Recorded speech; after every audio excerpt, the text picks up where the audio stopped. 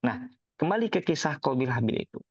Yang kita temukan dalam Al-Quran, kisah Qabil ataupun Habil itu yang bukan dari segi pernikahannya justru, tapi dari segi pengorbanannya.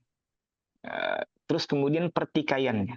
Misalnya watlu alaihim nab'a bani adam bil haqqi idh qarraba qurbanan fatuqbila min ahadihima wa lam yutaqabbal minal akhar. Nah, itu kan tidak berkaitan tentang pernikahan yang sedarah itu, tapi berkaitan tentang yang satu kurbannya diterima oleh Allah Subhanahu wa taala, kemudian yang kedua kurbannya tertolak dan seterusnya dan seterusnya. Kalau kita amati juga kisah-kisah yang lainnya, itu juga tidak ada satu kisah pun terutama kisah-kisah orang soleh yang perlu kita teladani itu bertabrakan atau bertentangan dengan syariat Islam. Ini akan masuk ke ranah-ranah sensitif kalau kita bahas lebih lanjut. Tapi nanti kita diskusi saja itu. Oke, kemudian kisah dalam Al-Quran itu adalah bentuk peristiwa yang paling agung. Ini sudah diulas sebetulnya oleh Ustaz Rizky itu. Jadi kisah dalam Al-Quran itu akan terulang di masa yang akan datang dengan pelaku yang berbeda, dengan peristiwa juga yang berbeda, tapi punya kemiripan. Ada benang merah yang bisa dikaitkan antara peristiwa yang dikisahkan dalam Al-Quran dengan masa sekarang. Nah, ini misalnya Nabi Musa dengan Fir'aun. Ini ada benang merah yang bisa dihubungkan antara peristiwa sekarang atau kita ingin mencontoh Nabi Musa dengan kejadian-kejadian yang diceritakan dalam Al-Quran. Fir'aun itu adalah sosok pemimpin, sementara Nabi Musa adalah sosok rakyat. Nabi Musa itu tidak memiliki kapasitas sebagai pemimpin dalam konteks pemerintahannya Fir'aun. Tapi kemudian Nabi Musa berdakwah kepada Fir'aun yang merupakan pemimpin. Jadi benang merahnya itu adalah jika kita menjadi rakyat biasa atau tidak memiliki jabatan di pemerintahan, maka kita bisa meniru kisahnya Nabi Musa alaihissalam untuk dakwah kepada Fir'aun. Level tertingginya ya memang antara Nabi Musa dengan Fir'aun gitu. Tapi level terendahnya ya terjadi di peristiwa-peristiwa berikutnya. Ini ada cerita lucu terkait peristiwa Nabi Musa dengan Fir'aun itu. Jadi diceritakan pada waktu itu ada yang menyebutnya ini terjadi pada masa Khalifah Harun ar-Rasyid, ada yang mengatakan ini terjadi pada masa Khalifah Al-Ma'mun. Tapi kurang lebih redaksinya sama. Ada seorang pemuda yang kemudian datang menghadap Khalifah, apakah itu Harun al-Rashid atau Khalifah Al-Ma'mun. Pemuda itu mengatakan gini, saya ingin mengkritik Anda, saya ingin mencaci maki Anda karena begini, begini, dan begitu. Gitu. Nah, pemuda ini itu tidak baca kisah dalam Al-Quran. Yang saya duga seperti itu. Justru yang baca kisah dalam Al-Quran itu Harun ar-Rasyid atau Al-Ma'munnya itu.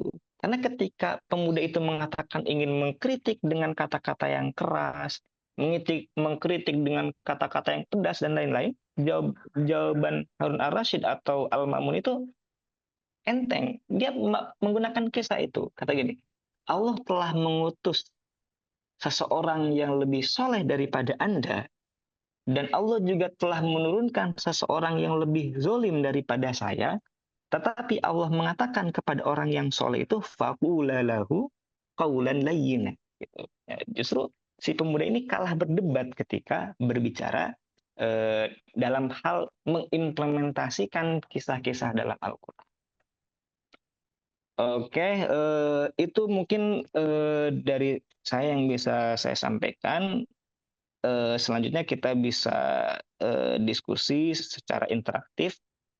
Mudah-mudahan ini bisa menjadi bekal bagi teman-teman untuk menggali kisah-kisah dalam Al-Quran dalam bentuk apapun. Karena secara sederhana pada pertama ini ya pertemuan untuk memotret secara umum kisah-kisah dalam Al-Quran, baru nanti di pertemuan berikutnya insya Allah kita akan mulai fokus membahas tentang kisah Nabi Musa dengan berikutnya saya kembalikan ke moderator. Silahkan. Bismillahirrahmanirrahim. Terima kasih Pak Dokter atas penyampaian materinya. Pada teman-teman, agar diskusi kita tidak berhenti sampai sini saja, mungkin boleh nih dari teman-teman, pasti sudah menyiapkan pertanyaannya. Kita secara interaktif aja, boleh raise hand ataupun di kolom chat yang ingin bertanya dipersilahkan. Karena ini masih pertemuan pertama ya, nanti kelas Antasalam ini ada 2 kali pertemuan. Jadi pertemuan kali ini hanya memotret pembahasan awal terkait kisah dalam Al-Quran, belum ke kisah intinya. Tapi nggak apa-apa, mungkin teman-teman ada yang ingin memberikan pertanyaan ataupun memberikan sanggahan atau bahasan yang lain.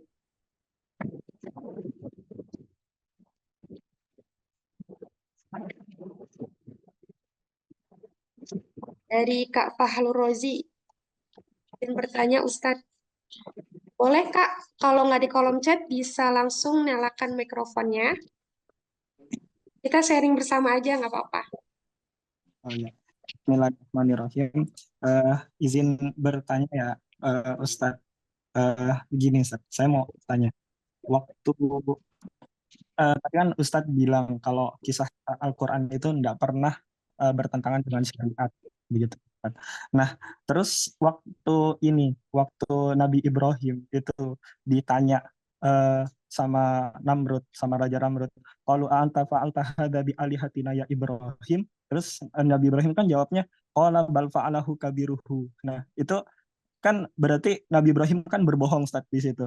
Nabi Ibrahim kan berbohong bilang kalau bukan saya yang menghancurkan berhara-berhara itu, tapi yang menghancurkan bal falahu kabiruhu hada fas'aluhum in kanu yantikun. Apa itu ada alasan lain Ustaz kenapa Nabi Ibrahim berbohong pada saat itu, ataukah itu juga termasuk bagian dari yang Ustadz bilang? Apakah itu terkecuali dari apa yang Ustadz bilang kalau kisah-kisah Al-Quran itu nggak pernah bertentangan dengan syariat, Ustadz? Mungkin itu, Ustadz. Syukran. Terima kasih atas pertanyaannya Kak. Mungkin bisa langsung dijawab oleh Ustadz Aroka.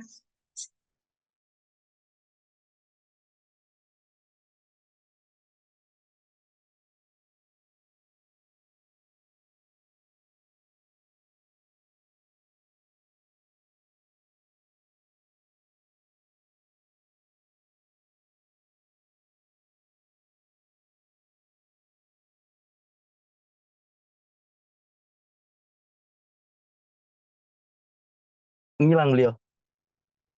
Suaranya Ustadz. Belum di belum Ya. belum belum dimatiin mute-nya tadi. Oke. Jadi dari awal ya, saya termasuk orang yang meyakini bahwa Nabi Ibrahim itu tidak melakukan kebohongan. Itu yang pertama. Ketika Nabi Ibrahim tukaran dengan Raja Namrud dan mengatakan bahwa yang melakukan itu yang patung yang paling besar itu berbicara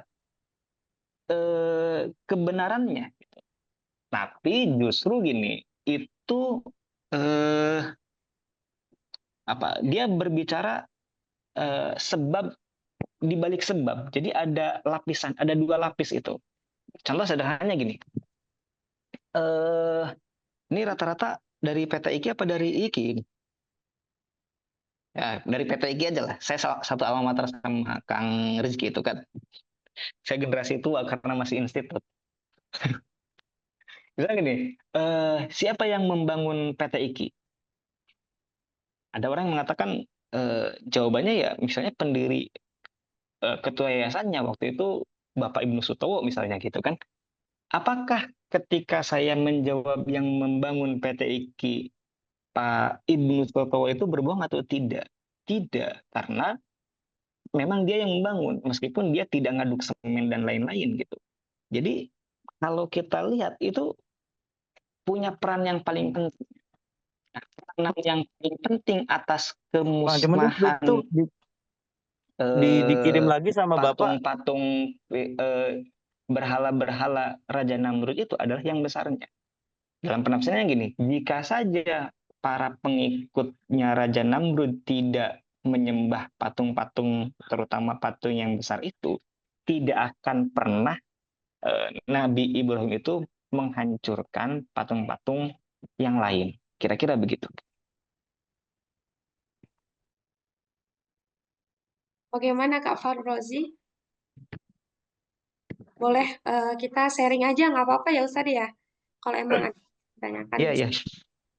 Iya, maksudnya tadi secara apa namanya, secara analoginya yang antum bilang Sat, kalau yang siapa yang membangun PT IKI, dosen siapa gitu, maksudnya itu ya mungkin saya masuk kayak gitu. Tapi ketika ketika kita lihat kisahnya, itu kan sama sekali ndak ikut apa ya, ndak ikut andil, ndak ikut andil berhala apa ini berhala-berhala yang besar itu dalam menghancurkan eh, ini apa namanya berhala-berhala kecil.